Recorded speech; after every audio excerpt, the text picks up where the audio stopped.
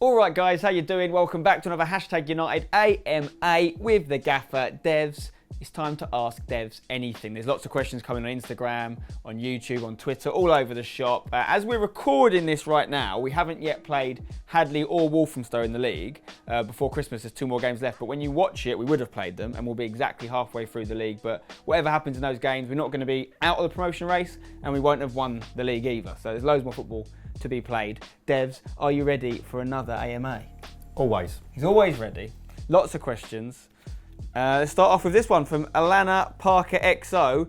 What is the game that has impressed you most this season? There's also a question from Alex Watkins. Favourite performance since you've been manager? So any standout games? This season, maybe West Essex away. I thought we were very good that day. Controlled the game really well. Had some passages of play where we kept the ball for long periods and really played some good stuff. So I think that's possibly my favourite performance. There's the Hoddesdon game as well. First half wasn't too good, but the second half, maybe that's the best half of football? Yeah, probably. Yeah. I think the reaction to being 2 goals down and we for 45 minutes ran all over them really, and so that was another good one. We've got a question here from Tony Stratton, who we know well, comes to a lot of the games. Shout out to Tony. He said, because we have a large squad, keeping everyone happy is difficult. Do you think we should enter a reserve team in the future? Yeah, I think that's something in our plans. We need to do that. Some of the barriers we've had are around where would they play, because obviously we don't have our own ground, and we're still only in our second season. So we're kind of using the Sunday side as a bit of a reserve league. But to have a proper reserve team, we would need obviously a more competitive league. But then we'd have to look at things like staff in that reserve team. There could be a managerial opportunity for a reserve team. Leave a comment below if you think you should be manager of Hashtag Reserve Team. Technically, I'm the current manager of Hashtag's Reserve Team the Sundays, but I'd want to be going to the first team games, so I wouldn't want to be part of that, even though I would definitely get the job. On that, actually, I've remembered another question I was going to get to in the future, but I'll skip forward to it. Joshua Gerald Butler asked, if Hashtag has a women's team in the future, would we look for a manager that wants to play in the same style as Devs? You know, a lot of these clubs, they have a philosophy that goes from all the teams, or would you be open to someone with a different tactical approach? What's your thoughts on that? My thoughts are, it's something else we're looking at doing, isn't it? My thoughts are that I don't think the manager would necessarily have to have the same tactical approach. I think for us it's more about the ethos of the type of team you put together. So I think if we've got the same beliefs in terms of that, how the game's actually played, I think the beauty of football is that there are no kind of hard and fast rules. There's laws of the game. As long as you play within them, different styles fit. Max Holly on Instagram asked, who is the best player you've ever coached? Doesn't have to be a Hashtag player. So I've got probably 2 that spring to mind. One in terms of, he was a very young player when I had him, when I was manager of Redbridge. I took him on loan from Dagenham and Redbridge, who I'd worked with him when he'd come through the youth team. That's Harley Dean, who's gone on to play championship football and he's current captain of Birmingham City, so he's had a fantastic career. I could never say that he was going to go and play at the level he's playing at, but you certainly, when you worked with him as a youngster, you were confident he was going to have a good career in the professional game. At what level was up to him. And he's actually a midfielder and he's now a centre back, so part of his development was there. So he's the one who's been the most successful, the one that's playing the highest level, I'd say. So how much I contributed to that, very little, but I did give him an opportunity of senior football at the age of 16, and he played step 4 football very comfortably at the age of 16, which is no mean feat.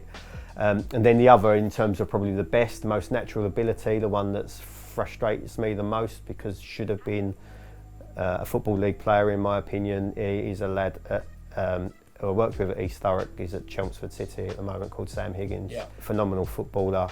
I think there's a clip out just on socials to sum him up last year of him bringing the ball down on his chest, flicking it over a defender's head and then crashing it off the bar from the halfway line. But that boy's natural ability is something to, it's really impressive. I'm not the only person who's said that. There's guys that have played with him that have played in the Football League that cannot believe he hasn't played in the Football League. There's a lot of luck involved, right? There's a lot of luck involved. Having a good game at the right time, the right people watching. Yeah, and he's actually had a really good career at non-league football, and sometimes that's that suits people. But I don't know.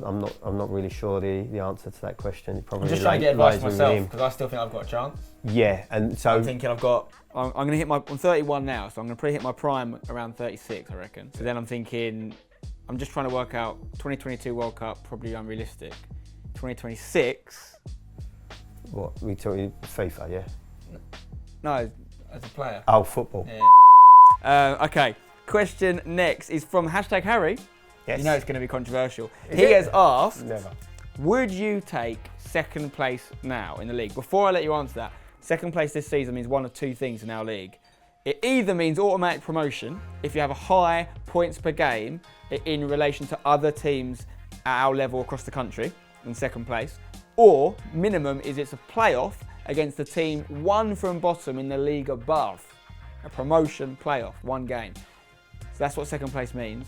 Would you take second place now? Bear in mind we're currently top. No. And I wouldn't take Right it. answer. And I wouldn't take it if we were 6th or 7th or 8th. I think you shoot for the top, and if you miss, I'd genuinely rather finish 4th, shooting for 1st, than Settle down. settle second. Okay, there's your answer, Harry. Next question from Oscar and Alex Adventures. Does Josh Osude deserve more starts? Now, it's worth pointing out on the stats, he's played almost every game he's been involved in. There's not many players that can say that. So you've obviously given him game time, but you're not always opting to start him. Do you think he deserves more? I think he'd have a fair argument to say yes, but in my mind, no, because as you said, I think I'm giving him a good amount of game time. He's new to senior football, and actually, when I've played him from the start, he's not always able to last the full 90 minutes. You know, he picks up knocks because of the nature of his game. He's on the receiving end of often late and heavy tackles, which he has to cope with. But I think part of that is also him developing physically as a young man. And he's got to learn to deal with that. So I actually think that we're giving him lots of opportunity. He's still learning the game. He's still got lots to learn around what to do out of possession, what to do to get into possession, even his decision making in possession. There's so much more of the game than just running with the ball. And when he runs with the ball at pace, it's frightening and it will scare anyone, and it's a joy to watch. Would you say in the 3 to 4 months we've had him, you've seen an improvement? I think he's slowly improving in terms of his decision making, in terms of his end product. I think he's still got a fair way to go. And actually, some games you look at with Josh and you think, where are we going to get the most impact out of him? And sometimes it's coming off the bench when games are getting stretched and legs are tired, and you utilise him that way, rather than him having on for the start where he can't benefit from that because he's also fatiguing. I think he's getting lots of minutes. I think he's getting possibly more than, which is credit to him, possibly more. I know his nature of his game with Josh, and this is the thing we talk about all the time, highlight packages go out. Josh could play for 90 minutes, and I'm not saying this has happened, but Josh could be dreadful for 75 minutes, but he will always do 1, 2, 3, maybe 4 things within a game that are eye-catching, and they'll make the highlights, and they'll look like he's been consistent for that whole period. And that's something he's got to add to his game, the consistency. So he's kind of either there or there, and he needs to just raise that. I still want him to have those moments of that, definitely. I don't want him to lose that. But almost over a longer period, if it was more like that, we'd get more out of him, and he would be more productive for himself. And then, if that happens, then he could take off. AQ Hazza has asked, is Ricky Evans the GOAT? Is Ricky Evans the GOAT? Is that a goat or a donkey? It just looks like a little animal to me, so... It's a goat? It's a goat, is it? Yeah, you're saying it's donkey? No, it could be a goat. I've not seen many goats play football. Okay, I like this one. Jordan, J Browne 11223. If you could be stuck on an island with one #player, who would it be and why? If I could be stuck on an island with any player, I'd choose to be on my own, I think. That's but if it's you've got to be stuck with a player, you've got to. Then Jacko. Really? Yeah, I think we're very similar. We're both laid back, chilled people, no arguing. Well, Jacko, it'd be very calm. We would share a bottle of rum. Also, he's the scariest man in football. So if there was some random tribal people coming to hunt you. It would be one where the cannibals would be more worried about being eaten than having dinner, wouldn't they? Yeah. Oh, you go Jacko. I reckon, who would I go with? I reckon I'd go with either LP or one of my favourite players at the club at the moment is George Irving. I think he's a lovely lad and he'd just never cause any problems for you.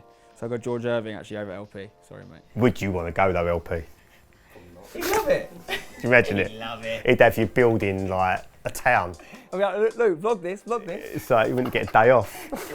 Charge your batteries, come on, we've got to film this. Right, this next question I think is very topical. See it in a lot of comments at the moment.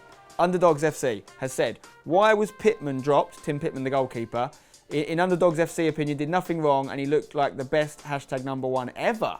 I mean, this is difficult to answer in the sense of I'm not going to go into great detail about the words because I don't think it's fair. We're talking about individuals and we're not just talking about Tim in this instance, we're talking about Lewis, for example. So, Lewis Hall's the new goalkeeper that's brought in. All I would say is that any decisions I make as a manager for this football club, none of them are ever personal. I will always do what I think is best for the team and the football club.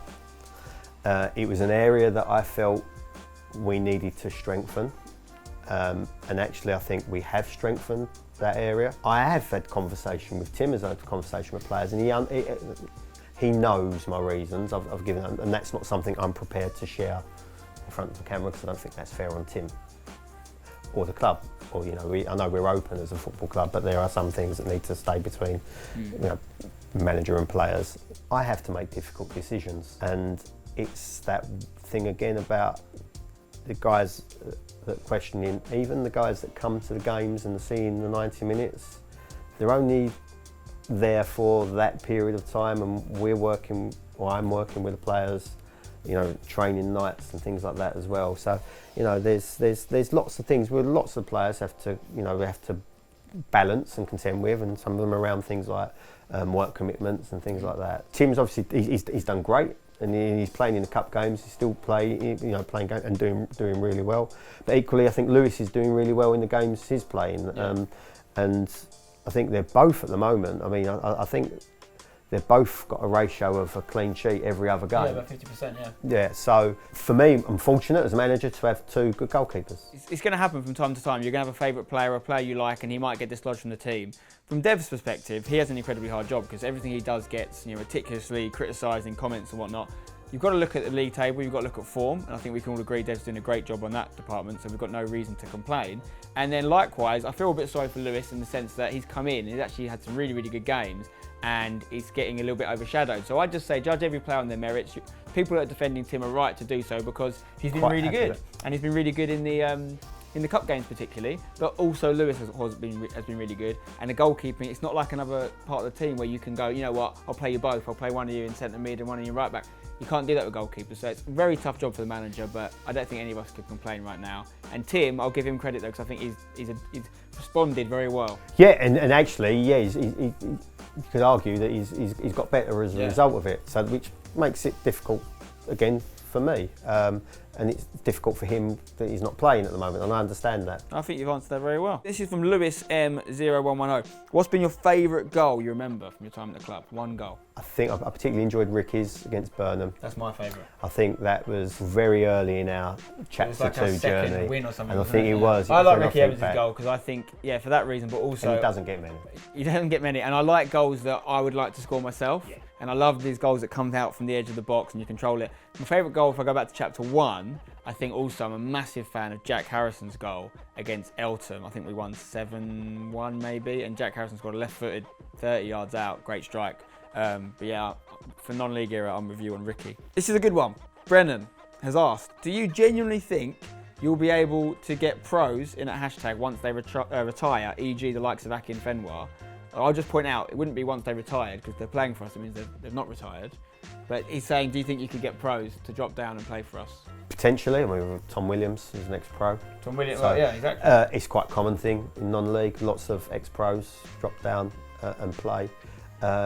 It's not a given that an ex-pro is going to be right for the club.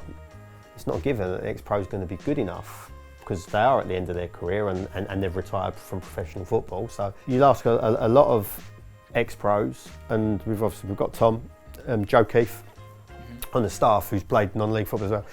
They'll tell you often when they first drop down, they're surprised by the pace of the game, and some would argue it's almost even like a different sport at times, but it's not a mission of ours as a club to just sign people. Just to make some noise, just and to get make some some people noise. to games. Yeah, I mean that's something that and I that does agree happen. That publicity stuff, you know, we've had opportunities in the past. We've had players express interests, and to date, so far, there hasn't been that right kind of Venn diagram of a player being at the right level, willing to commit. It's a big culture change for a player who's gone from training 5 times a week to suddenly training twice a week to not getting potentially paid anything. You know, like. And this is a big culture. Us as a club are a big culture change, even for the players that are just playing non-league football. It's something that they have to contend with and get used to as well. Yeah. So in answer to your question, yes, it definitely could happen. And I'm sure it will. Yeah, I think it probably will happen soon. And we've had the likes of Tom Williams already, as you agree. Tom Williams, Simon Peddy, both international caps. So Simon Peddy's actually got 2 for Montserrat. Tom Williams got a cap for Cyprus. Little extra question I'm going to throw in here. If there's one player in our squad now you think could get an international cap in the future, who would it be and why? Why do you have to come out with this stupid question? I think it's interesting. I'll think out loud about it as well. You've got to have a young player. It's got to be a young player. I mean, I would say I actually tried to put a bet. He's not a current hashtag player, but I tried to put a bet with requested bet on Scott Pollock to make an England international appearance one day, because Dele Alli was playing at that level at the same age as Scott Pollock. Yeah. That's a big call. And it's a massive call, but if you're going to give one name, bear in mind he was playing League 2 football. I mean, with a surname like Singano, that's got to suggest that there's. Farai would be a shout. Farai, I mean, yeah. Mind you. I think. I've surname like Devereux and qualify for Ireland. Qualify for France, no? No. I think the youngest players you've got the likes of George Smith, you've got Albie Keith. Who else have we got that's super? Jack Martin. But yeah. England left back, notoriously a problem. Don't be ageist, because I'm sure Peds would have been in his late 20s, may even been about 30 when he got his call up for Montserrat. He wasn't a youngster, so, you know. Josh Osude, I'm going to put it out there. If the stars aligned. That's US, I think, Josh, isn't he? The stars aligned. I think Josh was born in the US of A, qualified for America. I think. They should be getting him in now. I'm not being That's funny. An interesting America one. With our you know, viewers from the States. Yeah, I don't mean to disrespect was born in USA. US viewers, I actually wore an LA Galaxy top earlier today, so I'm on your side, guys. I'm just saying, you need to improve. Josh Suday is available. As long as you don't take him for any games, that means he missed games for us. Yeah. So do that and you can have him for a bit. We've got questions from 2 people in the squad now. We've got one from Faz for Singano. Gaffer, who do you think's got the best trim at hashtag? Obviously mine's marinating right now, but yeah, no pressure. It's not Farai. Well, Farai is very Jekyll and Hyde. It's a loaded question. On a good day, because it's like, oh, Dev, say it's me. And actually, it's one of those. Some of these boys, they cared as much about football as they do about their trims. We could be in the Premier League. Yeah, true. Well. So maybe you could go a little bit abstract and say the person with the best haircut is the person who doesn't really care about their hair because they care about their football. Oh, there's a few. I tell you what, you say about my hair and it not being, but there's a few guys, honestly. What fade do you get? You get a fade on top. Fade on top. Top fade. Top fade. But you've got LP behind the camera now. He's following. I'm not in the squad. But no, he's Sunday, right? But there's a few boys that are tempted, and I'm setting a trend. If you look at closely, the likes of George Smith, Kane Brogan, say LP. There's a couple of others that, don't worry. When I was their age, I had a full head of hair. Yeah. It's not looking good for them. It's the reverse Peaky Blinders. It's the Bleaky Pinders. Rather than getting it short at the side, you get short on top, and you have a bit of hair at the side. I think it's called the top fade. I'm probably going to. Harry Honesty is another one. He got a new haircut recently. He looked quite good. And then, but he's another one who's got a little bit of a. You think he's on the way out? I think so. Some rough. Yeah, I think he's starting to panic about it. Lewis Hawes. This is younger than you think. I guarantee you, Lewis Hawes is younger than you think he is. Yeah. Is he 22? Yeah. The question was to me, wasn't it? Yeah, but who's got the best trim? Are you the answer? You've got the best trim. Dev's got the best trim. Stevie CB's actually a bit better than yours. Speaking of Stevie CB, the next question is from him. Steve, yeah. Next question from Steve is actually for me, and he says, "Son, I've been watching you play around with computer games for a long time now. Please tell me when you're going to get a proper job." Which I think is disrespectful. I think it's a great question from a responsible adult. I'll give you a little anecdote, quick one. I was once, and anyone that's an OG fan of what I've done will know about this, I once played the world champion of FIFA in Spain, and I beat him 1-0 with Andy Carroll. I was very excited of beating a world champion at something. I texted my dad straight away. I said, Dad, all those years you told me I was wasting my time playing computer games, I've just beaten the world champion.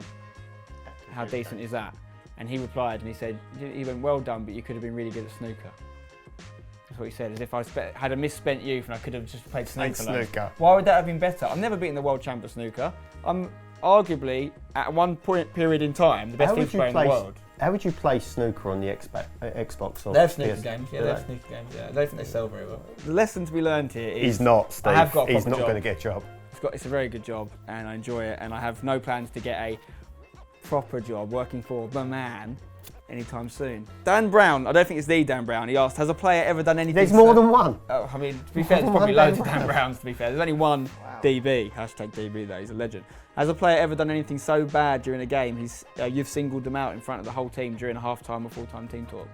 I can maybe think of a couple of occasions, and when it's happened, it's never about mistakes. It's never about making a mistake or doing the wrong thing. It's always been about discipline, really, or doing something to the detriment of the team for their own gain. So I can think of maybe a player wrestling over a penalty because he wanted to take it, and putting pressure on the regular penalty taker and things. But nothing too extreme. But it's only ever about a lack of discipline. I'll leave the last question to your son, Ellis. I've got a question for Devs. I mean Dad. Who's your favourite? Me, Ellis, your son, or Peds? He asked, I don't know why he sent this in, because he asks it all the time and he gets the same answer all the time. He's my son. It's Peds. And he knows that. And also... He also knows he's behind the pets in the pecking order in the family, so he's not even, Ellis, you got up the game, pal. You got up the game. Yeah.